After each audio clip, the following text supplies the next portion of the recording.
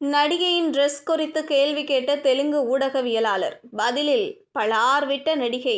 தெலுங்கு நடிகை லக்ஷ்மி மஞ்சு தனது தக்ஷா திரைப்படத்திற்கான ப்ரமோஷன் வேலைகளில் செம பிஸியாக உள்ளார்.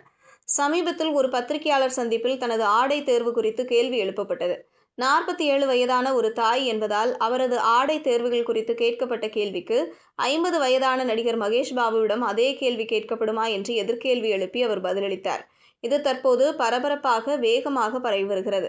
பெண்களின் ஆடைகள் குறித்து கேட்கப்படும் கேள்விகளால் நிலவும் இரட்டை தரத்தை அவரது கூர்மையான பதில் சுட்டிக்காட்டியது.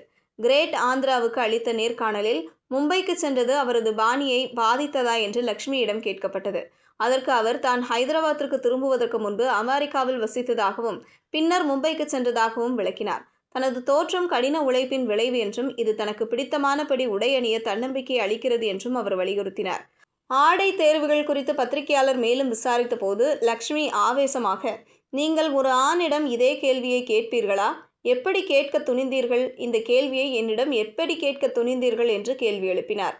மகேஷ் பாபு, உங்களுக்கு இப்போது 50 வயது, ஏன் சட்டை இல்லாமல் போகிறீர்கள் என்று சொல்வீர்களா? அப்படியானால் ஒரு பெண்ணிடம் அதே கேள்வியை எப்படி கேட்கிறீர்கள்?